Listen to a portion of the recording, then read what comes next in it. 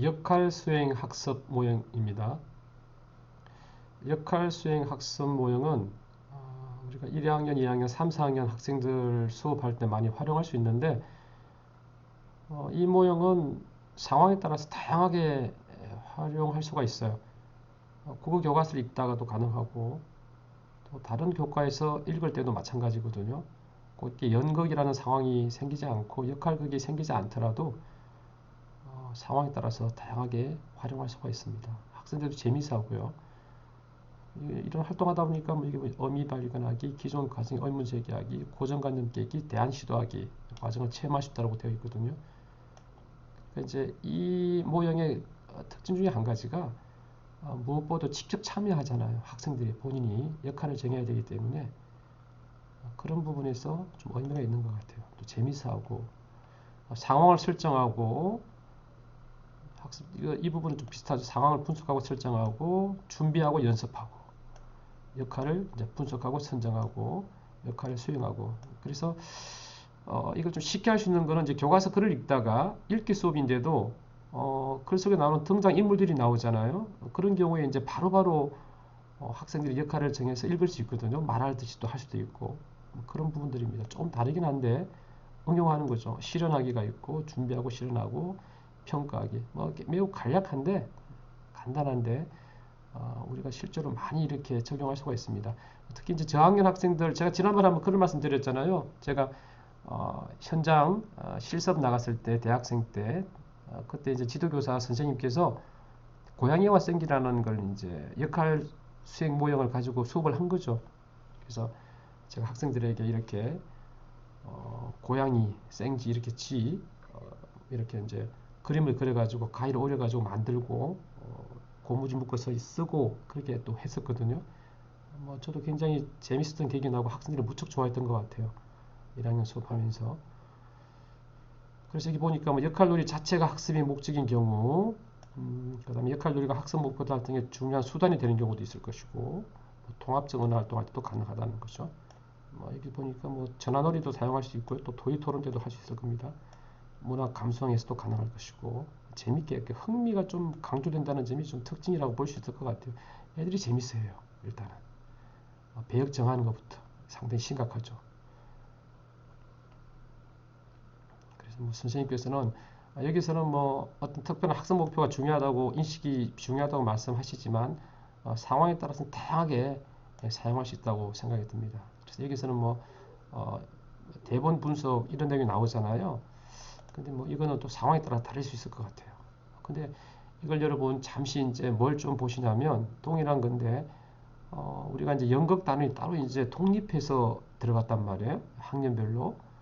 이제 그 과정을 보시면은 아하 참고할 수 있을 겁니다. 물론 연극 단원에서는 어떻게 보면 이 모형이 훨씬 더 심화되었다고 볼 수 있잖아요. 그죠? 근데 이걸 잠시 한번 살펴보도록 하겠습니다. 연극 단원의 교육 내용 위계입니다. 6학년 2학기에 있는 내용이에요. 보니까 이게 5학년 2학기에 있죠? 6학년 1학기도 하나 있고 단원이 있습니다. 차시가 뭐 적지 않죠, 여러분? 그죠? 뭐 이 두 차시 기준으로 보면 상당히 양이 적지 않습니다. 6학년 1학기에서도 하나 나왔고요. 6학년 1학기 때는 경험을 살려 극본을 쓰는 쪽으로 주로 초점을 두고 있고 쓰고 읽고 하는 거죠. 근데 2학기에서는 표현을 하고 소통합니다. 그래서 내용을 보시면은 연극의 특성을 생각 감상을 하고 극본 읽고 감상도 하고 표현하는 거죠. 인물이 처한 상황에 맞게 표현하는 거죠. 그 다음에 연극을 공연할 무대를 준비도 하고요. 무대에서 연극을 공연합니다. 그러니까 국어과에서 이렇게 연극 공연까지 하는 거죠. 내용 자체가 이렇게 다 이어져 있습니다. 내용을 이제 좀 간단하게 보시면은 준비, 연습, 실현 단계. 아까 여러분 우리 모형에서 보셨죠, 그죠? 상황 설정도 하고 준비하고 연습하고 실현하고 평가하기가 나와 있잖아요. 그러니까 동일하지는 않지만 연극 지도 모형이라고 이게 독립돼서 나와 있긴 한데 우리가 역할 수행 학습 모형에 나와 있는 그 내용과 깊은 관계를 맺고 있다는 거죠. 물론 이걸 독립적으로 여러분 봅니다. 연극 지도 모형을 역할 학습, 역할 수행 학습 모형이 정리했다라고 그렇게 말할 필요는 없어요. 다 관계는 있잖아요, 그죠? 그런 말씀을 드리는 겁니다. 양이 적지 않아요. 그래서 연극 활동을 하고 자기를 이해하고 연극 장면 만들기로 타인과 사회 이야기, 그다음 실현을 하죠. 실제로 준비하고 실현하고 되돌아보는 뭐 평가라고 할 수 있겠죠. 이런 과정을 거칩니다. 운영 방안도 나와 있고요. 통합해서 할 거냐, 교과 내에서 또는 교과 간 할 거냐, 아니면 생활 경험과 통합을 운영할 거냐, 아니면 단독을 할 거냐, 집중해서 이어서 할 거냐, 아니면 분산해서 조금씩 할 거냐, 학기 초에 할 거냐, 중에 할 거냐, 말에 할 거냐, 이건 정하기 나름이겠죠. 그렇죠? 이런 부분은 이제 교육과정 운영에서 여러분 반영을 하도록 되어 있어요. 2022에서 교과서 만들 때는 지금 물론 이것도 뭐 우리 1, 2학년군 이렇게 좀 낮은 저학년 단계에서 이런 활동을 강조하지는 않는데 2022에서는 또 어떻게 연극 단원을 구성할지 그건 좀 지켜봐야 될 것 같아요. 실효성, 효과성 그걸 좀 평가해서 하는 거죠. 연극 단원이 있고 국어 교과내 단원과 연결해서 할 수도 있다는 이야기입니다. 그 다음에 무대 이야기, 미술 교과서 단원과 또 연결시켜서 할 수 있다는 거예요. 담임쌤 입장에서는 수업 운영을 이렇게 자율적으로 운영할 수가 있습니다.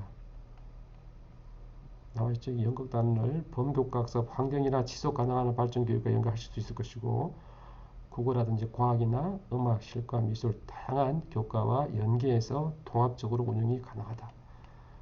생활 경험과 통합 운영도 가능할 것이고요. 연극 단독을 할 경우 이렇게 단원별로 할 수도 있겠죠, 여러분. 연극 단원이 주로 맨 뒤쪽에 설정이 되어 있지만 이거는 담임선생님께서 교육과정 운영할 때 자율적으로 창의적으로 운영을 할 수 있다는 겁니다. 그래서 단독이냐 분산이냐 이렇게 또 분산을 할 수 있겠죠. 나누어서. 그래서 이렇게 단원 학습 목표를 극본을 읽고 연극을 할 수 있다고 아예 아주 구체적으로 그냥 명료하게 정했습니다. 뭐 이게 사실 덩치는 큰 거지만 이렇게 정하고 차시를 보니까 국어 교과서는 주로 후반부에 실려 있고 이렇게 차시 학습 목표를 정했습니다. 그래서 이렇게 해서 쭉 하도록 이게 뭐 교과서 지도서하고 동일하죠, 그죠? 그러면 선생님들께서는 이 내용을 보고 학생들이 이제 계획을 세워서 하는 거죠. 마치 이제 이런 정도면 프로젝트형 수업이라고 볼 수도 있겠죠, 그죠? 지속적으로 운영하는 거니까 교과서도 이렇게 나와 있습니다. 내용 들으면서 이렇게 쭉 하도록 되어 있습니다. 작품 소개하고 또 이제 이렇게 낭독을 잘 해야 되겠죠. 자기가 맡은 부분들 사진이 나와 있습니다.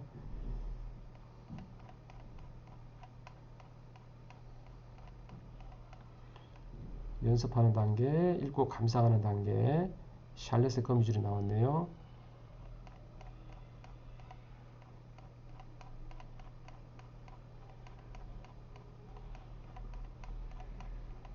짧지 않습니다. 그죠? 네.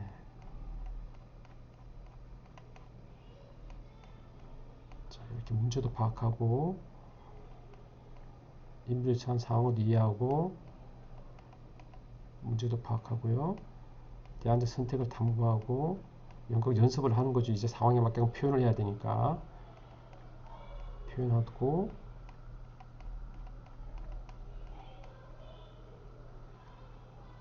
표현하는 방법을 알아보는 과정도 있고 그걸 보면서 연습하는 거죠. 자기가 어떻게 표현하겠다. 그런 다음에 실제로 공연 무대를 준비를 합니다. 이렇게 준비하도록 되어 있죠. 배역도 정하고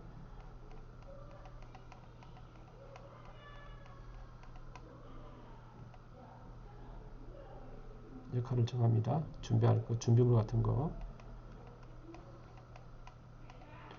공연 일지도 작성하고요. 그래서 실제로 공연을 하는 거죠. 이렇게.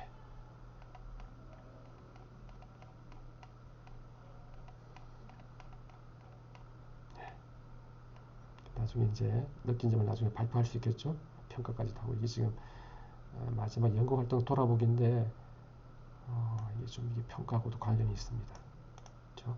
이렇게 표시해서 자기가 얼마나 됐는지 표시할 수 있도록 되어 있습니다. 그렇죠? 그래서 언뜻 보면은 연극 쪽에 집중되어 있지만 역할 수행 학습 모형 그 내용과 유사한 부분이 있다. 그런 말씀을 드립니다.